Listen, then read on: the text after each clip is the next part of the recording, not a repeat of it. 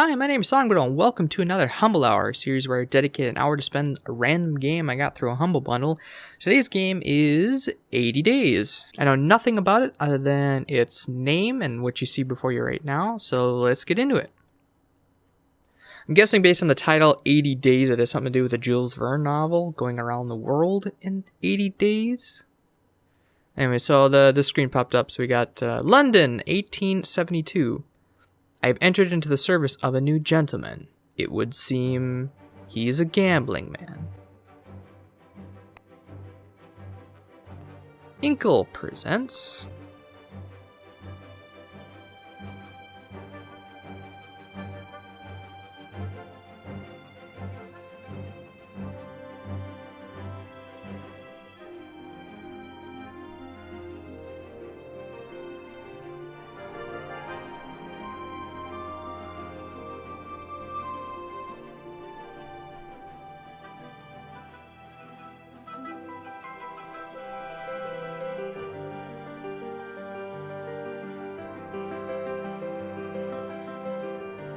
Hey, look at that, I was right.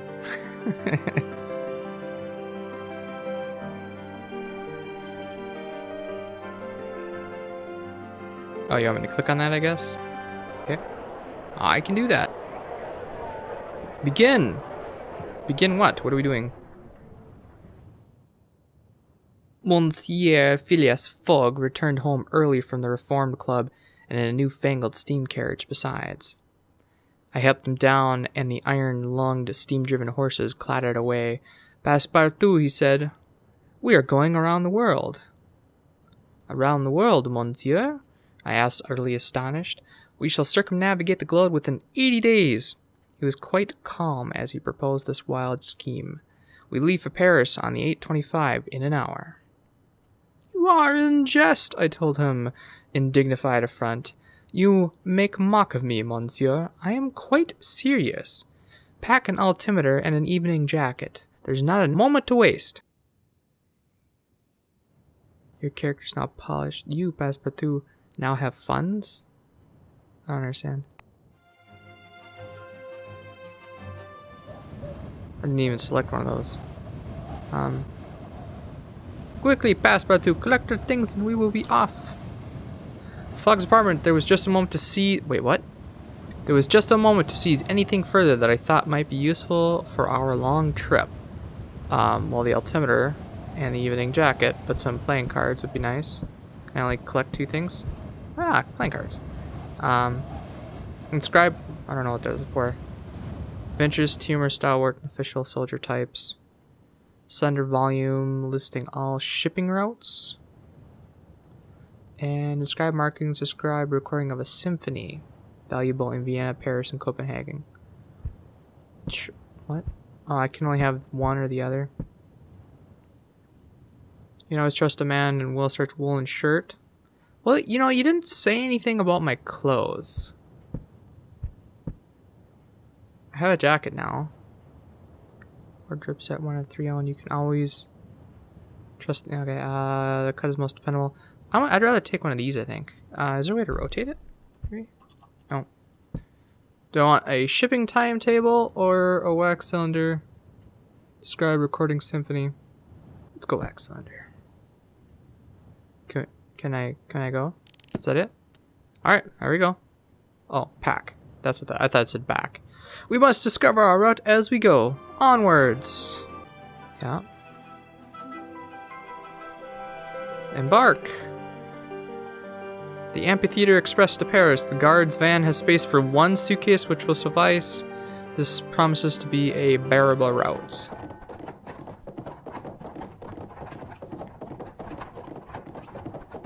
So this kind of reminds me of an Oregon Trail type of game then, where you're, except for instead of going west, you're going around the world. The mechanical horses, really. The mechanical horses race past Piccadilly Circus and Pall Mall. Faster than a team of thoroughbreds. Even so, the whistle of the 8:25 was blowing as we pulled up to Charing Cross Station. "We have no tickets!" I exclaimed in horror. "That does not signify," Monsieur Fogg remarked over his shoulder as he hurried toward the platform. "We must not miss the train." I rushed after him, and we leapt aboard just as another train whistle pierced the air. A guard raised his thick brow at us as we settled into a nearby compartment. He held out his hand. "Tickets, please." "Alas, monsieur, we are in a great hurry," I explained, giving him a beseeching look. "We do not have time to buy tickets." "You may purchase them from me," the guard was saying. Well, good thing I didn't go to the ticket booth then. "Though it is more expensive, I'm afraid. £85, please." I argued with him, or rather I began to, but Monsieur Fogg interrupted. "Passepartout, you will pay the sum at once," he put in coldly, "and remunerate this man for his patience." I handed over £85, and smiled a thin smile from one working man to another. The guard gave me our tickets and slid the compartment door shut behind him with a pneumatic hiss. "Your funds have gone down somewhat." Oh, this is just a result of what's going on. Okay. "I am on fine form despite your efforts." Let's converse. "I'm at your service, Monsieur Fogg." "Passepartout? What? Money?" "This journey will be most expensive, monsieur." "Yeah, I bet." "Indeed, but we can earn a little from buying and selling our possessions as we travel." I already sold my clothes. "But tell me, monsieur, what is the purpose of our journey?"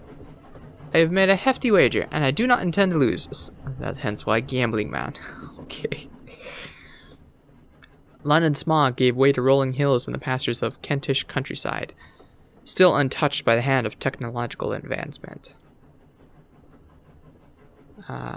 Monsieur Fogg read his paper whilst I repackaged our bags, thrown together in haste and confusion as afternoon turned inexorably to evening. I discovered that my master was one of those gentlemen who broke their silence rarely, if at all. A guard rapped on our door a few miles before Dover, oh my god. "We are about to submerge," he warned. "Takes some people a bit funny, so watch out." "Submerge? What do you mean submerge?" I cried. "This is the London and Paris Amphitheatre Express," he explained, as though to a particularly dim-witted child. "The submersible train? Talk about the London papers?" "Then this is the Mirror train?" I exclaimed. He made a face. "Bloody journalists and their silly names," he muttered. "Every inch of her has been examined and stamped with the artificer's seal. This is the world's only bathyscaphe locomotive." I could not help but shiver as the fins above the amphitheatre's wheels extended with a hydraulic hiss. Night fell, and we plunged past the end of the track into the freezing water of the English Channel. Cool.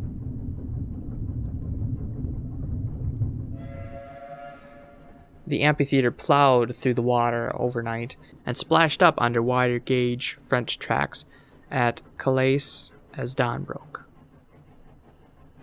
"Do you have a route in mind, monsieur?" I asked as the water of the channel dried from the compartment windows. "I am as yet undecided," Master admitted. "The new canal has sped up the shipping route from Suez to Bombay, though perhaps we could take the Trans-Siberian Railway across Russia." Do I want to go winter? I'm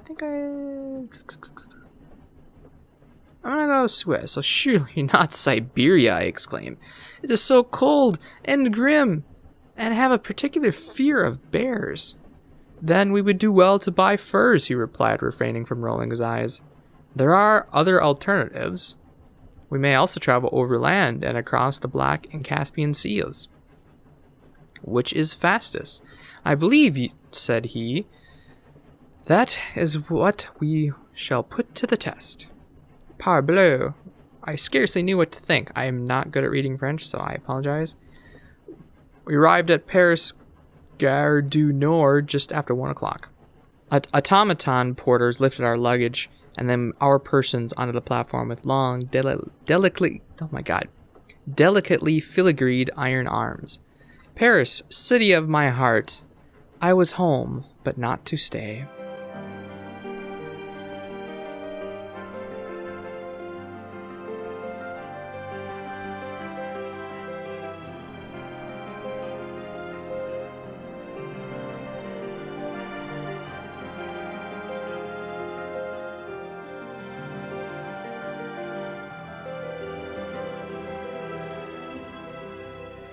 That would take us straight to the East Coast. That doesn't seem too bad.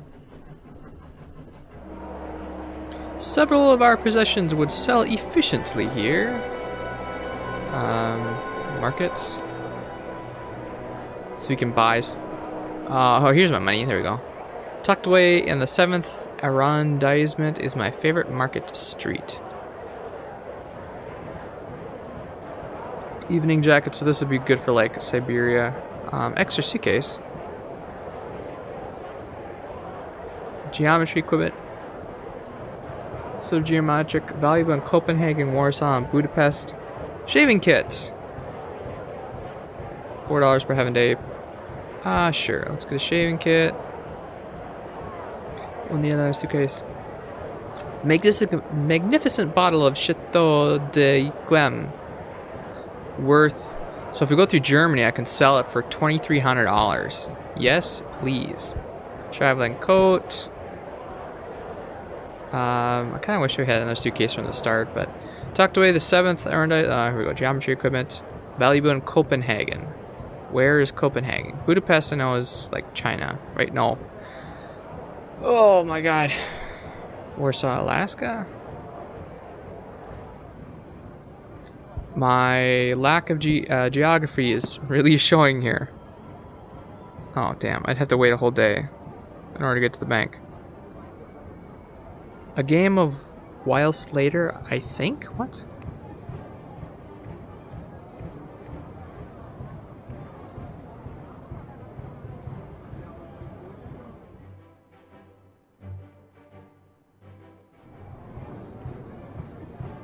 Do I have to wait for the... I should have gone to the bank first, god damn it. Suitable for a whilst... a whist? Whist? Alright, fine, let's stay in a hotel. We'll pass the night here. We took a hotel for the night. We will be comfortably here, Monsieur Fogg remarked, but traveling overnight will often be more efficient. So we must board the longest... wait. Where possible. We cannot travel where it is not possible, certainly, he replied. Still... the surrounds of the Hotel Ritz were most enjoyable. Okay, bank. The clock is ticking past for 2. We must decide our next steps quickly. Alright, let's explore. And then the bank should...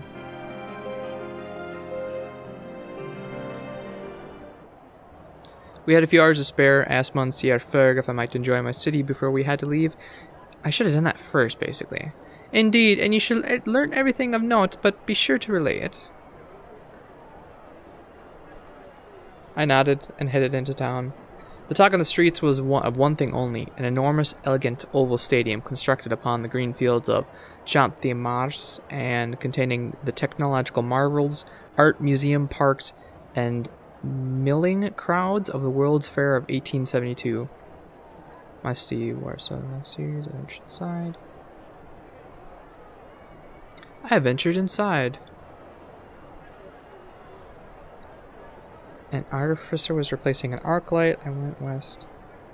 I went west towards the airship hangar. Why not? Past a booth with a husband-wife pair selling panoramic hot air balloon rides to eager tourists.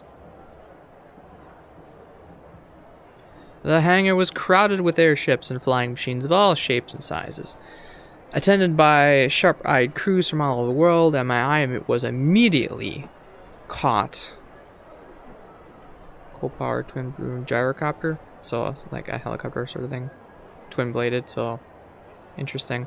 Let's go with this one. By the metal-clad four-propeller Sarvikar Atomic, with its red and yellow painted hull. They use the power of the sun, you know, remarked the lady at the stand. No fuel at all? A little for takeoff and for emergencies. They have rainy seasons in India and they don't want their whole fleet ungrounded.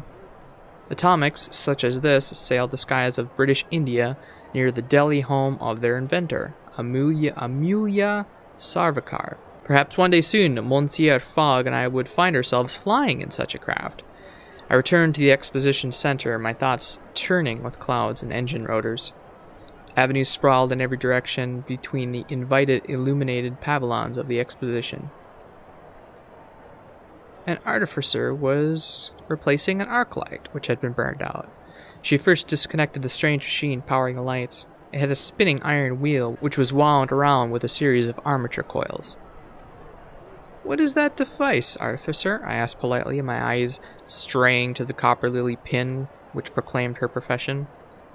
It's a bleeding nuisance is what it is, the Artificer grumbled in a thick Yorkshire accent. I can't do a Yorkshire accent, so no. These gram machines are finicky beasts.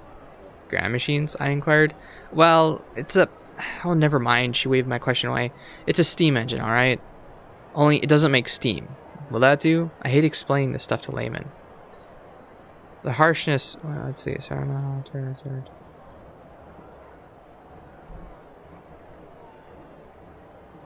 The harshness of her tone was belied by her gentle touch as she unscrewed the arc-like globe from an enamel glass and replaced the 2 carbon rods within. She reconnected the supply, and the 10 Yablokov candles connected in series lit up at once. They are miraculous, I breathed. The Artificer snorted. Their hard work is what they are. Miracles indeed. But her mouth softened into a small, proud smile. She looked at her pocket watch, cursed, and hurried off, dropping something as she went. I pocketed it. It was a guild medallion, a token of membership or favor that might prove useful should we encounter other artificers along our path. I looked about me once more. Crowds of tourists jostled and heaved past, their eyes wide with wonder. So now that I got the badge, why not? I headed towards the red and purple tents of the Artificers Guild, draped with banners emblazoned with their copper lily sigil. A steam-powered automaton orchestra played gleaming brass instruments while a mechanical sommelier popped the cork from a champagne bottle and poured out bubbling over glasses for passing tourists. One of the artificers was a group of sticky-fingered children, his hands deep inside... Yeah, let's see this one. One of the artificers had his hands deep inside a human-shaped automaton, rummaging through its clockwork innards. He took out a piece of engraved glass and peered at it with a jeweler's lure. Dashed thing, he cursed in upper-class English tones, and then looked up. Oh, hello. I didn't mean to interrupt, I said politely. Nonsense, young man, he waved the glass shard dismissively. I'm trying to build an automaton that can cook, you see, but it's not going well. He looked mournful. This one can't even fry a chip. Surely humans are perfectly capable of cooking, I remarked. Do we need automata for such things? You have clearly never been to an English boarding school, he replied and shuddered. The things old Mrs. Parsons could do to a cabbage. The tender stomachs of Britain's youth would be much safer in mechanical hands.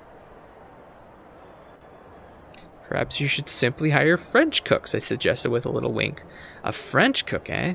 The artificer stroked his mustache thoughtfully. Good thought, old chap. Perhaps I'll go and find myself a cook to model my automaton upon. The artificer smiled. I wished him well in his culinary endeavors. He was at least in the right city to find a cook, and returned to the center of the exposition, ears ringing with bombastic tunes of steam orchestra. My feet were tiring, the hour was growing late. No, it's only 10 o'clock, what are you talking about? I returned to Monsieur Fogg, who was eating a meal of plain boiled beef à lasagne. Lasagna? Is that what that is? Langla? I have no idea. Cooking term, French. Did you enjoy the exposition? My master inquired diffidently, as though I had been out visiting an aged great-aunt, having preferred a hearty meal in an English newspaper, and I nodded. We are unspeakably lucky to live in such an age of invention, I declared. It will certainly make it easier to win my wager, Monsieur Fogg replied mildly. I dreamed that night of mechanical wonders and It's 10 o'clock in the morning! I'd like to go to the bank. I don't know why. Just see what's there, but oh well. I dreamed that night of mechanical wonders and I keep thinking it's automations, because it's one letter off of automations. Automatons with beautifully enameled faces, knowing little of the strange inventions and stranger peoples I would soon encounter in my journey around the world. Your character is now manicured. Oh, hotel. There we go. Or not a hotel. Bank. So I'm wasting 2 hours at the bank. We must visit the bank, Monsieur declared. A robbery, Monsieur? Certainly not, he replied firmly. But do you suppose I put my entire fortune into a carpet bag under your supervision? I did not answer. I regarded the manager of the bank as we entered, a small man who greeted us with greedy enthusiasms. You wish to withdraw funds, we were told. I warn you, it may take some time. It takes a week?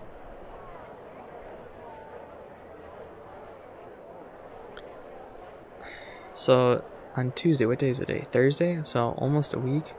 Holy shit.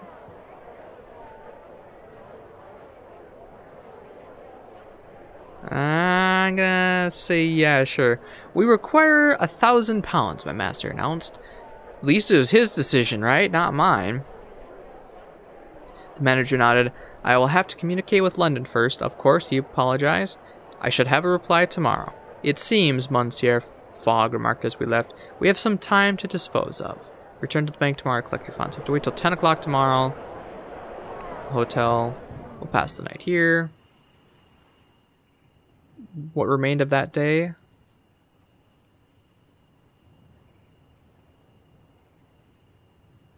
Ran a few errands for the hotelier, earning £68 in fees and tips.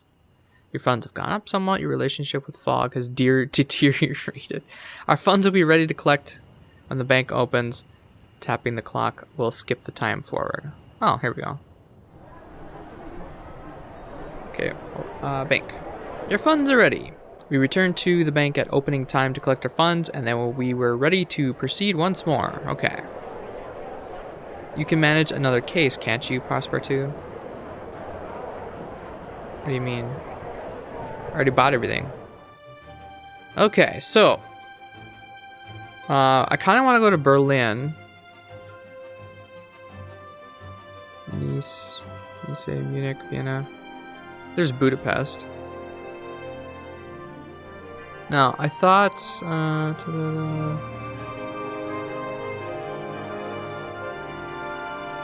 kind of looking ahead to see where we're going. Because there's no way we're going to get there in an hour. Honolulu. Hey, we can go to Duluth. Well, if I were playing the game all the way through, that would definitely be where I was going to go. You can make a detour through Africa, or is that just like the way back? Okay, that costs $55, that costs $700. Okay. I want to go to Berlin. How do I check my luggage? Here we go. Because this thing will sell for $2,300 in Berlin. That'd be a nice way to get there. This one is probably going to force me to go there. Although it is kind of a long detour, it seems like. So, Copenhagen, Warsaw, and Budapest. Vienna.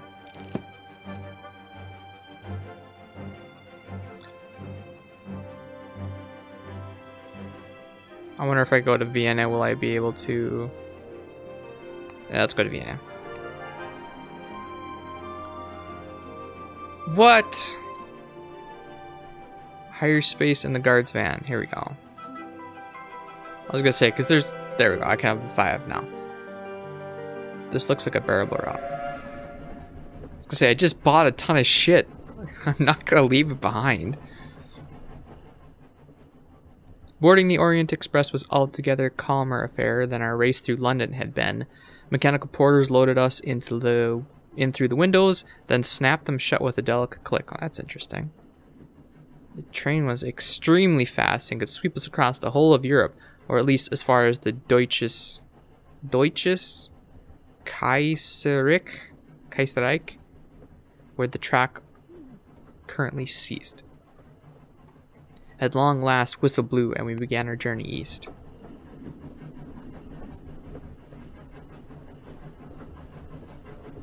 Let's talk. Greetings, monsieur. Can I help you at all, monsieur? I'm the guard on this train. Begin conversation. Ask George about Vienna. Need to know about Vienna. That is beyond... Oh, you know, I could have stopped in Zurich. Or we're going straight to Vienna, I guess.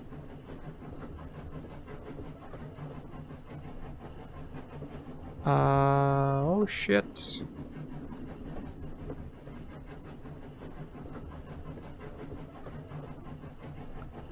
Well, let's talk about Budapest. Is it possible to go from Vienna to Budapest? My apologies, I could not save. But answer me this, the Orient Express is not a fine train. Indeed, the very finest. I'm proud to serve you aboard here, let me tell you. I'm sure you know all about Vienna. There are strange rumors about Austro-Hungarian Empire soldiers. Okay, I'm done. I don't want to talk to you anymore. Oh, we're going through Munich, so I might not be able to get to Berlin now. The master wished to be undisturbed, so as we left Paris, I barred our compartment door and we settled down to rest. Relations with Fogg have improved slightly. Your character is now polished. Meaning well groomed, I assume.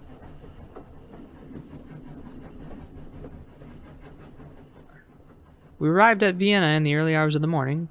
Customs officials insisted on searching our bags for, of all things, artificing tools. I queried the official. Foreigners are forbidden from making automata within the borders of Austro-Hungarian Empire, he repeated with a bored expression. But I was hardly an artificer, even if I had stolen a guild medallion in my pocket, and so it mattered little.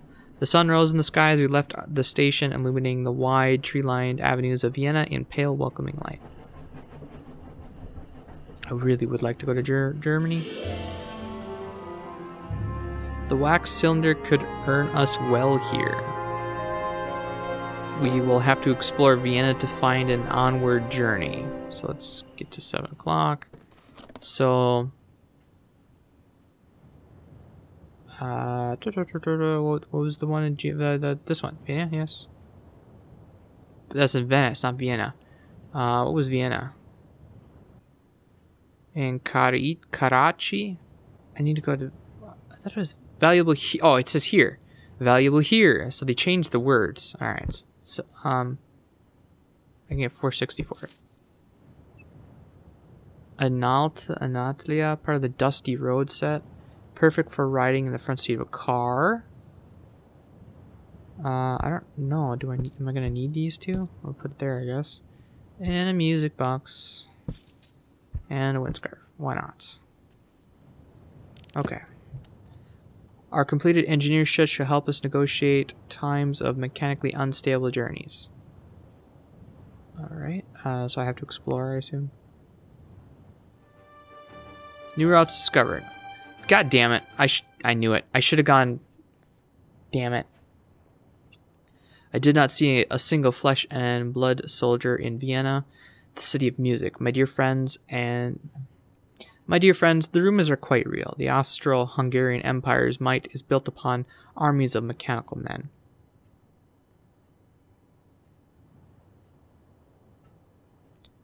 They are a magnificent sight, ranged in gleaming rows along the wide Parisian-style boulevards.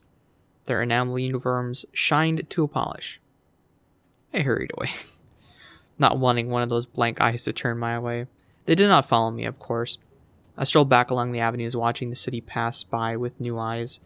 Under its gilded and manicured beauty lurked something sharper and more bloodthirsty. Vienna was at once the city of music and the city of war. Your character is now presentable. Good to see we're well armed with that monkey wrench. Yeah, thanks. So let's leave.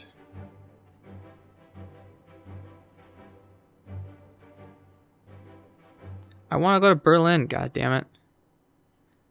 Do I have anything I need to sell in Venice? I don't think so, because this is Berlin. Oh, there's the Budapest one. Valuable in Moscow. Is it Moscow? Moscow's over there. So that's kind of... I think I'm going to go through Siberia, so I'm going to... Anatlia? Where the hell is Anatlia? Antalya. Antalya? That I have no idea. I've never heard of Antalya before. Oh, there it is. So if I go through the Middle East. Or Turkey? Yeah, it's Turkey. I really want to go to Berlin. If I have to backtrack, I am going to fucking do it.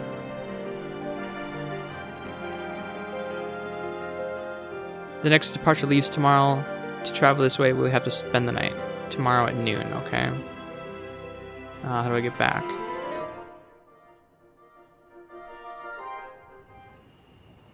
So we gotta wait till noon, so 7 o'clock, let's go noon. Pass the night. We found a room in the newly opened Hotel Imperial in a suite built for Duke Philip of Rothenburg's maidservant. Is that really the right character for that? I've never seen that actually used in a sentence before. There was a delightful chamber group playing in the lobby, so once Monsieur Fogg was seen to, I took myself downstairs. God damn it! I should stick with him to build our relationship. Settled down with a cognac and enjoyed the gentle music. After an hour or so, a group of men in fine dress came in and began making an unconscionable noise at the bar. I could no longer hear the music, so I retired to bed.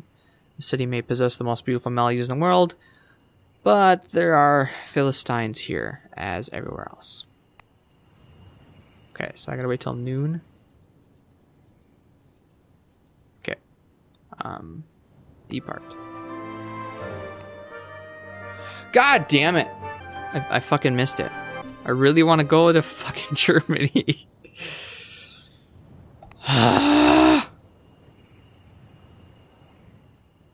As night fell, I polished her hat and brims, bitter riddance for no blah blah blah. Okay. Okay.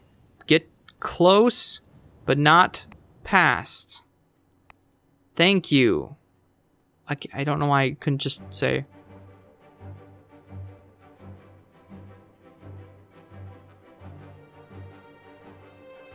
Shit! You fucking serious? You god damn it. So, okay, so there's a stupid time element to it where you gotta quick negotiate and get all your bags on there.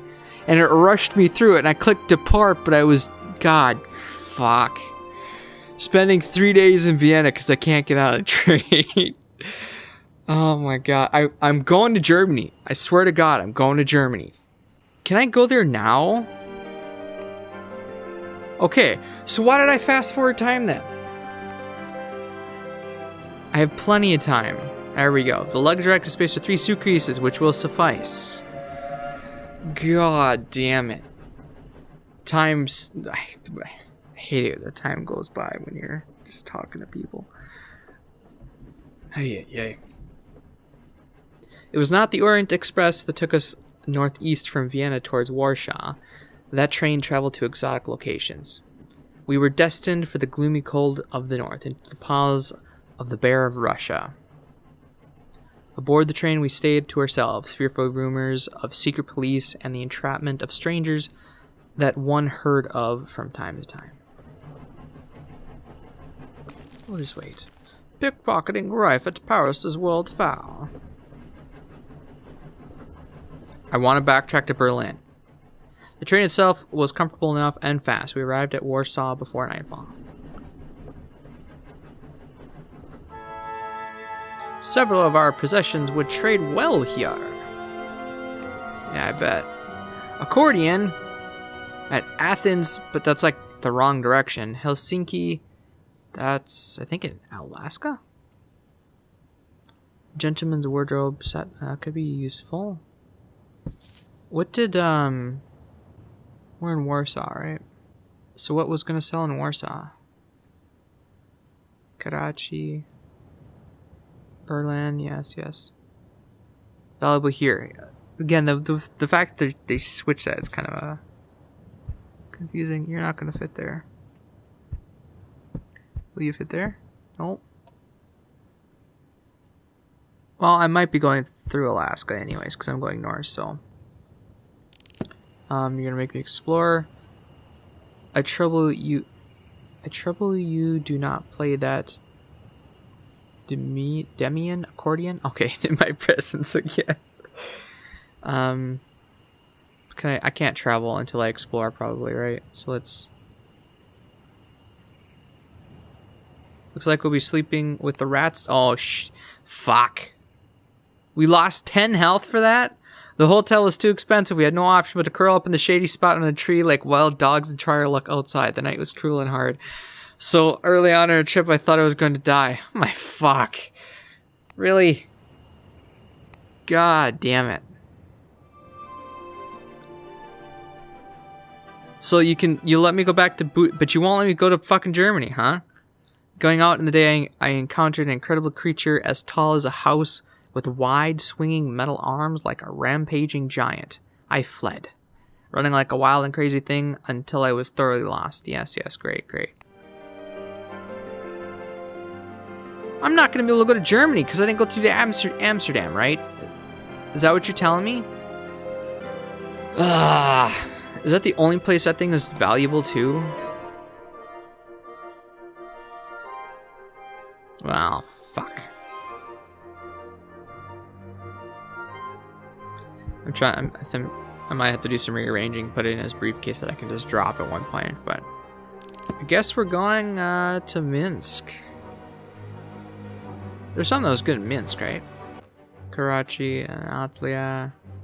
This seems very useful, so I'm gonna put that in my first briefcase. I'm not going to Karat. Oh, Anatlia is way down there. Did I ever find out where Karachi was? Is it an African thing? Is there any way to get... I don't have any routes for that. That is where taking the map with me would have been nice. See, I think I only had the ability to have one briefcase, right? So I chose wrong, I guess, with the evening jacket. I don't think I had anything from Moscow. Slow to Moscow! Fuck! Fuck! I just missed it because I was dicking around. That is so annoying. Oh my god. Christ. We walked the streets of Warsaw. You gain health for staying on hotels, feeling the air of a different continent all around. In less than 2 generations, the Tsars had made this little outpost their own. They have made it much nicer too. There are building works on every road, with great digging machines sitting idle during the day and coming to life in the evening, as they carve out sewage and water systems that will allow the city to grow to a normal size. A touch of empire can do wonders, I remarked to Monsieur Fogg, but his eyebrows scolded me. No good will come of this, he replied. Only malignant growths and rust expand at such a rate. He shook his head sadly. When will people realize that only the English are fit to run an empire? I agreed emphatically. What a pair of travelers we are, putting this silly world to rights. Your character is now mannered. Okay. So let's fucking go to Moscow. I'll pay for the extra space. This will be a bothersome route, but the fur coat from Russia's gentleman wardrobe should help.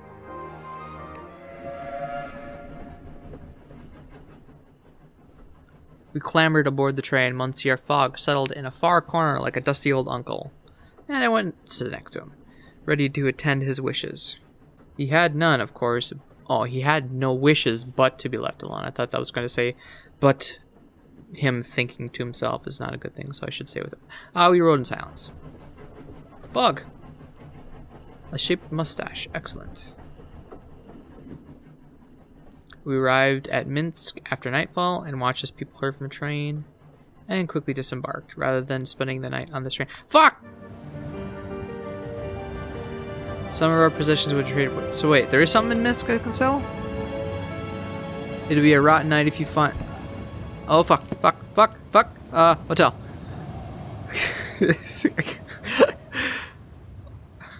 Cold newspaper man offered me the sip of Turkish coffee. I didn't know this game would be so fucking stressful to make the time. God damn it. Then we are compatriots, I toasted him with a ceramic tumbler. I do not think so, he spat onto the ground vehemently. I did not know him. He was one of the Napoleon soldiers. Minsk was occupied by the Grand Armée during the invasion. He did not speak in a particularly accusative tone, but any words I tried to say in reply coagulated at the back of my throat. I managed to come out. An unfortunate business. Yes, war is an unfortunate business, and yet, he sighed, I am here, so there is that. He gestured with his cup. You traveling? We will cross Russia to Japan. He gave me a downturned smile. Vladivostok is closed, he said. You'll have more luck going through China unless you're military. I do have the cards, though. Does that count? Thanks for the advice, I replied coolly. So I can't go through Vladivostok. Vladivostok. Oh my god. Our tram wheezed into the stop, and a conductor opened the doors. Newspaperman boarded. Enjoy your coffee, he added, without looking in my direction. I decided which for the next tram, but my dreams that night were haunted by cavalry and cannon and soldiers with smiles. I missed the last word. Oh, market. Wait, shit. Go back. Market will open in a little bit. Okay. Safety harness used for attaching jackline in heavy weather. Railman consider and then genuine Scots. I'm not going to Scotland. Out of interest to luxurious, posh, and prim tights. Oh wait, shit. So what was good in valuable here? This really? All right.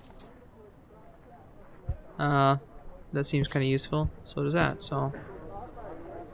Of interest to luxurious and posh and prim tights. Genuine Scottish shortbread. Sure. Okay. Oops. Keep thinking that's the way to get out of here. Seems like you've made an excellent trade. Alright, so before the fucking train leaves again...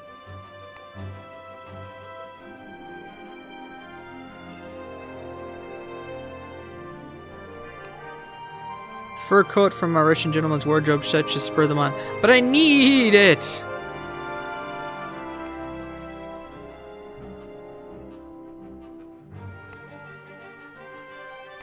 Really?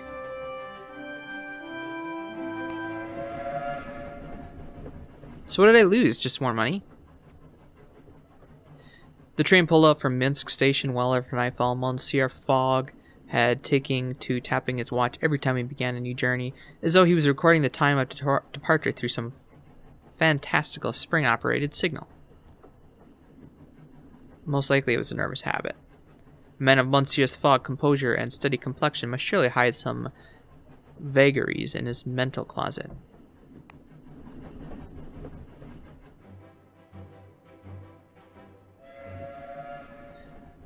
There was little to do anything before total darkness enveloped the train.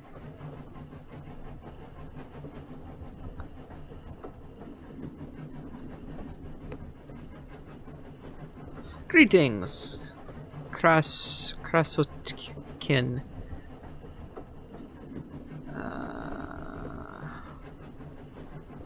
Okay, I can't go to Vladivostok. Let's talk about Moscow.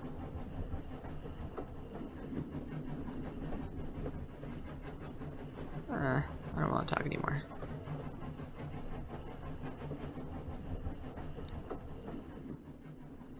Morning came and we were still crossing the Russian countryside, the train moving on its slow and steady way. I spent the time playing Find Lady? Sure. With a nervous Muscovite artist who proved to be a cheerful opponent. I don't know what Find the Lady is. Is that like Old Maid? I broke even. After a pleasant enough back and forth of play during which I learned that as well as going to Pyongyang, the Trans-Manchurian Railway runs from Karimskaya directly into Beijing. Finally pulled into some edifice that was Moscow Station and disembarked. New routes!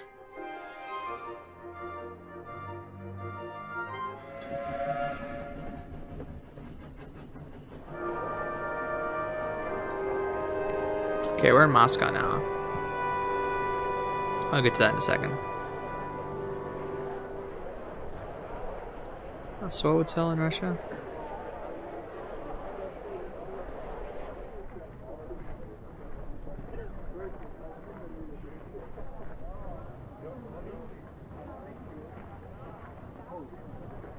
Oh, here we go.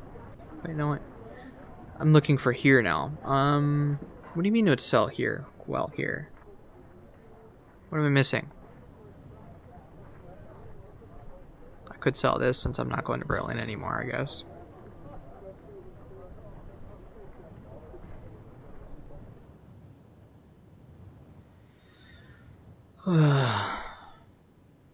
Soothing Animals, part of the rest and recuperation sets, part of the Gentleman Traveler set. Didn't I have one of those already?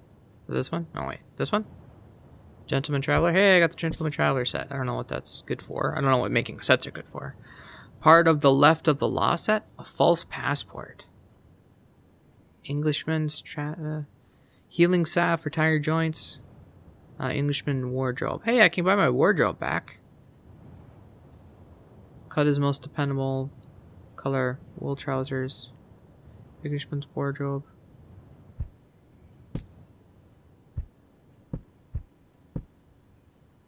Could buy an extra. Ooh, fuck! Should protect us against negotiate times of upper class earnings. Fuck! The market closed. Oh. Wow, I can go all the way there? Oh wait, I don't want to go to Vladisvik. I want to go through, okay. You're closed right now. Departs for at 11 o'clock tomorrow. Okay, so let's spend the night. Let me out of here. Let me out of here. Let me spend the night. Don't let me stay on the sleep, or don't let me sleep on the streets again. Moscow was not a comfortable city for a Frenchman. A local composer had just written a piece of people were calling the 1812 Overture, commemorating the Russia's victory over Napoleon's invading Grande Armée in that fateful year. Patriotic passions were at a fever pitch. So I stayed very sensibly indoors. Alas, my friends, my solitude was quickly interrupted by an officious rap on the door. Two men in clothes so plain that they were most certainly police officers invited themselves in. The Tsar was a paranoid sort, so it was said, but who could blame him, having personally witnessed his father's assassination as a young man? My luck, it seemed, had deserted me. So I resolved to make my own. They asked me my name and purpose, and I answered deferentially, keeping to the truth and not raising my eyes from the floor. They seemed skeptical about my journey, and I could not blame them. Anyone with half a brain in his head would wonder at our breakneck journey around the world. At length, they nodded. One removed a curious monocle and placed it in his pocket. It seems you are truthful. Crazy, but truthful. Why you travel through Russia, we do not understand. Perhaps you're heading for Vladisvik? We had considered it. Vladisvik is closed to all but military personnel. If you were thinking of going that way, choose again. So another one told me to avoid it. I will do that then. They proceeded to rummage through our cases, tossing our possessions in all directions, but evidently finding nothing of interest. Do not stay in Moscow too long. Russian air does not suit Frenchmen. They took their warning to heart and quite looked forward to departing the...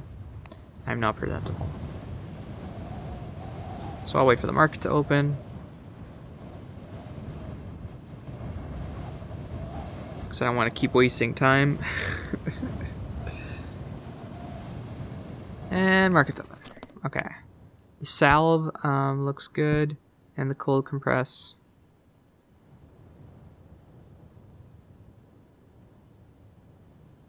Rest and relaxation. I'm gonna leave the false. I'm gonna leave that there because. Yeah, okay. So now we should be able to get all the way to here. I'll buy extra space. Seems a wearisome option, but the fur coat from Martian should make Master more comfortable. So I only lose a little bit then.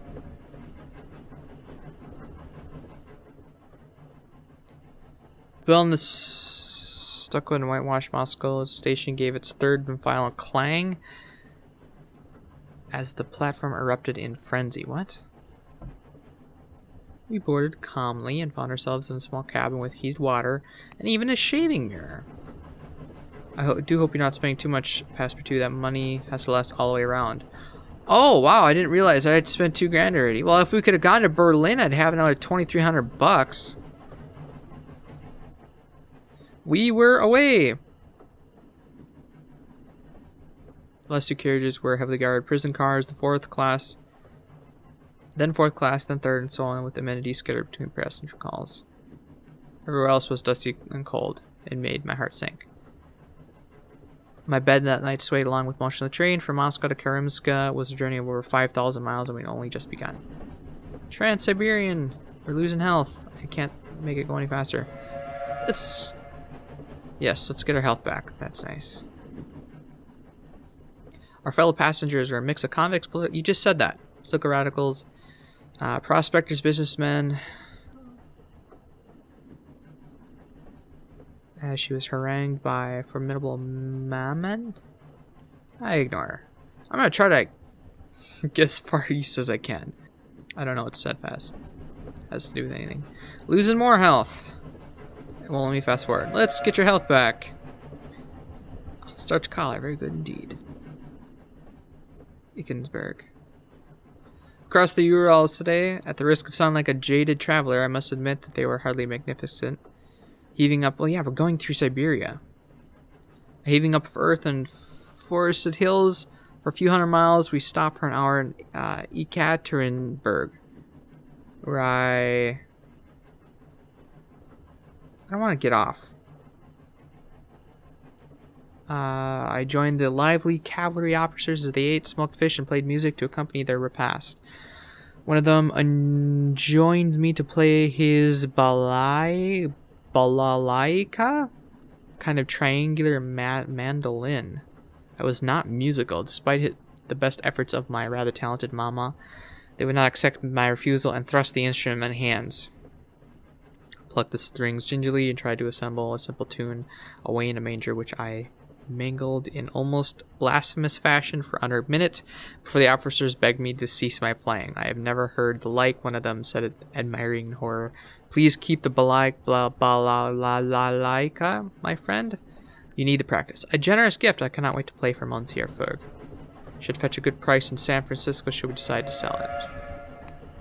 Let's screw me and keep you topped off. Time aboard trains takes on a meditative quality. I danced like Kazakh. In the dining car, having consumed an indiscreet quantity of vodka, the Kazakh shoulders cheered me on mercilessly and placed a fox fur cap on my head when I finally collapsed for exhaustion. I thanked them weakly, unable to muster any great reserves of courtesy. They laughed good-naturedly at my incapacity. You are an able dancer, Passepartout, they pronounced, and helped me back to my carriage with such rapid mockery.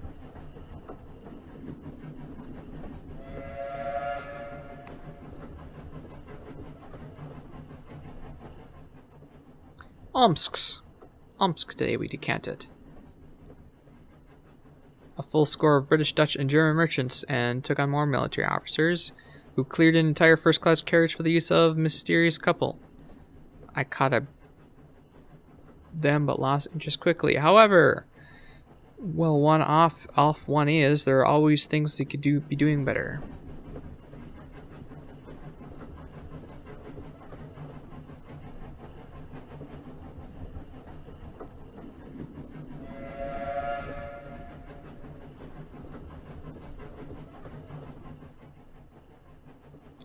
This morning I played a tune on the balalaika to rouse Mr. Fogg from his sleep, rather like an army bugler. He awoke with an uncharacteristic rapidity, was rather out of sorts till early afternoon. I hope he's not taking ill of something. As the sun set over the taiga, Monsieur Fogg expressed a mild boredom with the monotonous view from the carriage windows. My own rather more dire feelings may be extrapolated from this foggish understatement. Screw you, keep you topped off. At least want to get to Beijing, come on. Crossed halfway the mark for journey today. Really?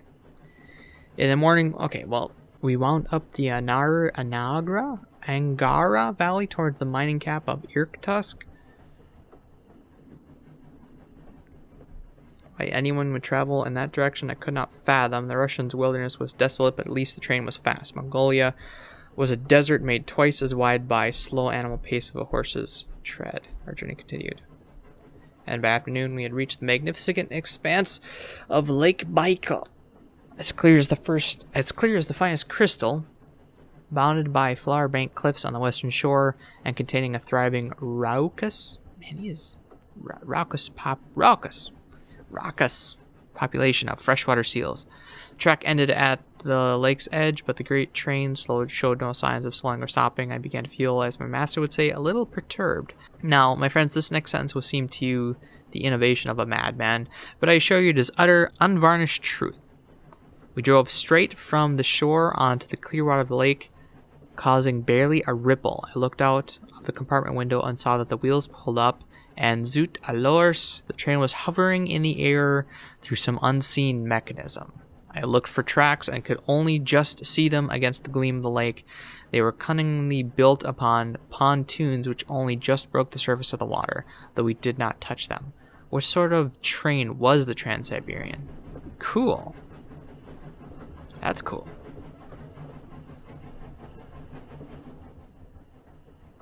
Wow, we got halfway around the world in 20 days. Not bad. I contrived a meeting with a mysterious couple, though, to be strictly accurate, I knocked over the red-haired woman entirely accidentally. She was very game about the whole unfortunate incident and introduced herself as Madame Ksenia Petrovna Volkova. I apologized profusely to the point where she clearly felt rather sorry for me and invited me back to her heavily guarded carriage. Her companion turned out to be an engineer by the name of Sinan Yauti.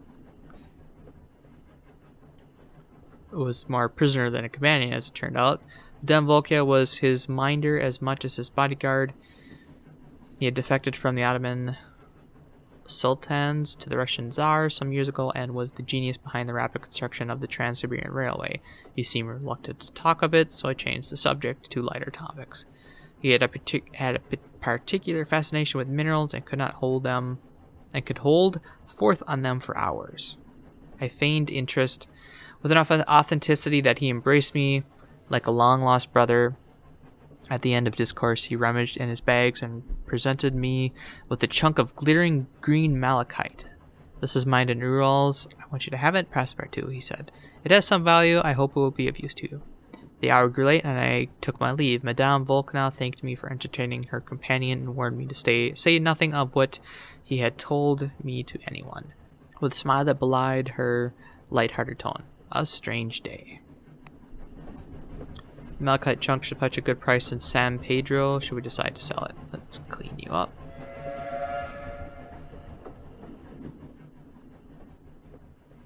There is little to report of the outside world, so on word today on Russian eating habits, more specifically the Russians' distaste for regular meal times.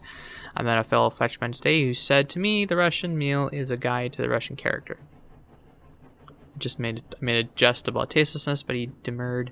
No, it's not that Russians had no taste. He sacrifices his finer susceptibilities to his love of freedom. I resolved to keep this thought in mind on future approaches to the dining car.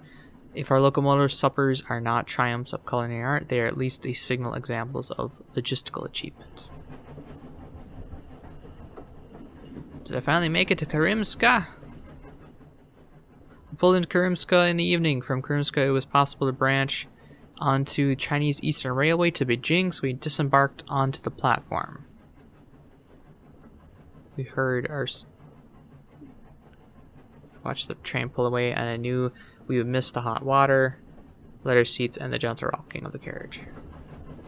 Because I believe we finally arrived!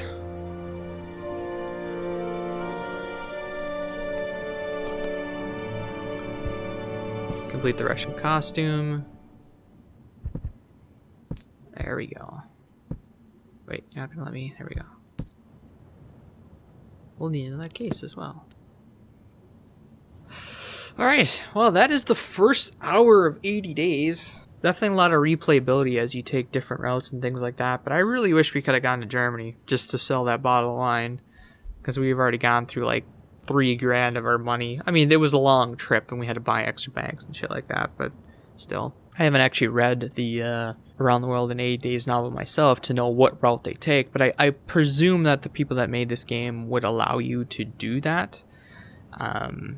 I don't know if you could do it in 80 days though. given how much I screwed up the timings, and oh, the train leaves at 10 o'clock and it's 10:01. You have to wait till tomorrow. They are very timely. Let's just put it that way. Anyway, thank you so much for watching. If you liked the video, please like it. If you're new around here, subscribe. And if you have any questions, comments, suggestions, or feedback, please leave them below. Thanks again so much for watching. We'll see you in the next video.